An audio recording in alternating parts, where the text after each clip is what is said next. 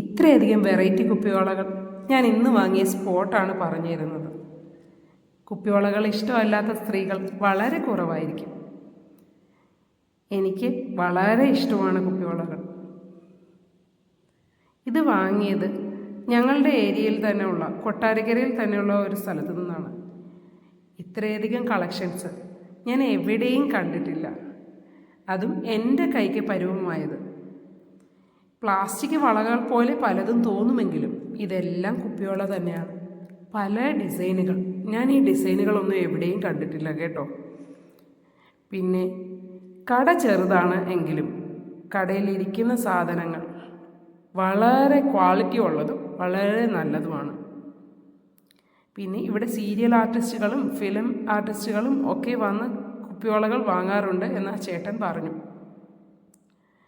ഇവരുടെ തന്നെ ഒരു പ്രീമിയം കട അടുത്ത മാസം സ്റ്റാർട്ട് ചെയ്യുന്നു എന്നും ചേട്ടൻ പറഞ്ഞിട്ടുണ്ട്.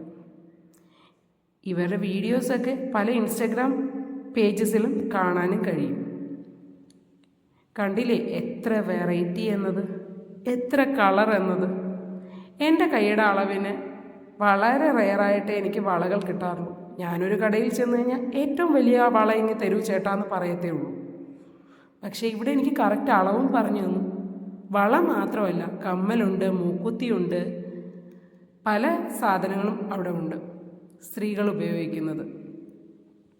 അപ്പം ചേട്ടനാണെങ്കിൽ എനിക്ക് വള എങ്ങനെ ഇടണം, വളയുടെ സൈസ് എനിക്ക് 2.6 ആണ് എന്ന് ചേട്ടൻ പറഞ്ഞു തന്നു. അതിൽ ചെറിയ ഒരളവും കൂടെ ചേട്ടൻ പറഞ്ഞു തന്നു. എങ്കിലും ഇത്ര കൃത്യമായിട്ട് എൻ്റെ കൈയുടെ അളവ് ഒരാൾ ആദ്യമായിട്ടാണ് പറഞ്ഞു തരുന്നതും ആ വള പൊട്ടാതെ ഇടുന്നത് എങ്ങനെയെന്ന് പറഞ്ഞു തന്നത്. കുപ്പിവളകൾ ഇടുമ്പോൾ എൻ്റെ കയ്യിൽ നിറയെ മുറിവുകൾ ഉണ്ടാവാറുമുണ്ട്. അത് കാരണം ഉപയോഗവും കുറവാണ്. പക്ഷെ ഞാൻ നിറയെ വാങ്ങി വെക്കും. ഇതാ കണ്ടില്ലേ, ഇതാ ഇപ്പം കാണിച്ചതാണ് ആ ചേട്ടൻ.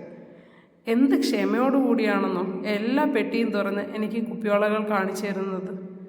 എത്ര കളറുകൾ. ആ പുഞ്ചിരി കണ്ടില്ലേ. നമ്മൾ കഷ്ടപ്പെട്ട ഒരു ജോലി ചെയ്ത് കഴിഞ്ഞ് കഴിഞ്ഞാൽ അത് നേരെയാകില്ല. പക്ഷേ ഇഷ്ടപ്പെട്ട് ചെയ്ത് കഴിഞ്ഞ് കഴിഞ്ഞാൽ അതിനോളം സക്സസ് ഒന്നിനും കാണില്ല.